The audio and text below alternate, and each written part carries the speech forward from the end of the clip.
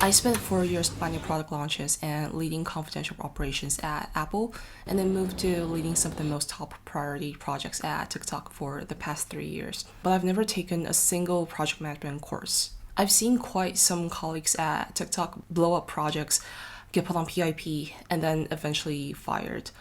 But these are people who actually have PMP certs, MBAs, or official project management trainings.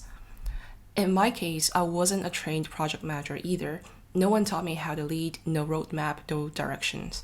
I was just an introvert, fed up with the constant chaos and the pointless meetings. So if you're an IC, a tech lead, or a researcher, or an entrepreneur, and suddenly you have a project, or three, but no one has showed you how to actually move a project, I've been there. Whether you're working with a team or building solo, if you don't understand how to drive real momentum, you will keep spinning your wheels or getting blindsided by last minute chaos.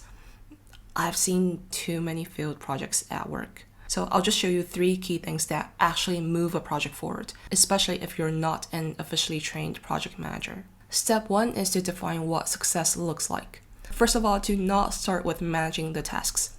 Before you dive into a project, the most important thing is to ask, what does success look like? By when? It sounds basic, but most projects fall apart because no one agreed on this upfront. Whether your project is with an entire team or it's a solo personal project, here's a very intuitive go-to formula for you. We will solve this problem by delivering this measurable outcome by this date. The logic is problem, solution, deadline. In real life, for example, we'll solve slow customer onboarding by shipping a one-click demo tool by June 30th. A more corporate standard version when you involve metrics will look something like this. Deliver a 20% reduction in onboarding time by launching a one-click social login to address new user drop-offs by Q3. So once that's written and shared, it will become your North Star. If everyone has a different idea of what success means, you will never get there. So define the North Star as early as possible. Step 2 is to provide clarity within chaos. You don't need to have all the answers, but you do need to create clarity for others.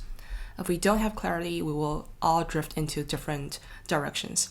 So for me and other senior project managers at both Apple and TikTok, we will always create a simple one-pager for each project, which includes the objective, and that's the North Star, the timeline, the key milestones, roles and responsibility, expected risks, etc. You don't need a fancy structure. So let me just share with you a very simple one-pager template. It's completely free. I just built the template last night so that you can have something solid to refer to, or you could just take and use. Forgot to mention, the link is in the description. A pro tip is to keep the one-pager updated and visible. Send it before meetings, link it in the Slack channels, make sure that it's the single source of truth that everyone refers to. If people are confused, they won't ask questions. They'll just procrastinate silently. That includes yourself. Step 3 is to not let meetings run your project.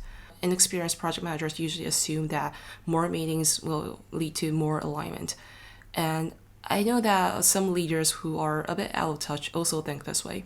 But really, the meeting will just make more noise, and then everyone ends up hating the project manager because they're wasting everyone's time. Meetings are not a project management system. If your only control mechanism is a weekly sync or a daily sync, you're always reacting, not helping. If the discussion only needs a few people or it's within 2 teams, don't create a meeting and pull everyone in just for that. Take it offline. Discuss it at the pantry. Do it over a group chat. Just send an email or a message. What I mean is, don't set up a meeting unless there's a very clear purpose, because it disrupts people's actual work. In order to join a meeting, treat meetings as decision points or alignment accelerators, not a Q&A session or a status dump. There's one habit that most people forget, but it makes a huge difference. Before every meeting ends, I will say, before we wrap up, shall we decide who's doing what and by when? Notice that it's framed as a question, but my tone suggests that it's not actually a question. Or if I already know what we should do based on the discussion, then I'll say something like, alright, so in terms of next steps, Sarah will send the final deck to the client by Tuesday. And at the same time, James will confirm the legal sign-off by Friday. Any concerns at all, or are we good to go ahead? Now, this is a question because I need the teams to confirm that they're on board with this plan. This one habit alone will build your reputation as someone who drives clarity and outcomes. Because honestly, if we don't leave the meeting with clear direction, what was the point of the meeting? There's a message that I send out after every sync or every meeting, even if it's just an offline discussion. It's a simple format: progress, actions needed, next checkpoint, and then a link to the one-pager. If meetings are your only way to track progress, you're already behind. The best project leads that I've worked with aren't loud or controlling. They're just clear. Clear on outcomes, clear on priorities, and clear on what's next.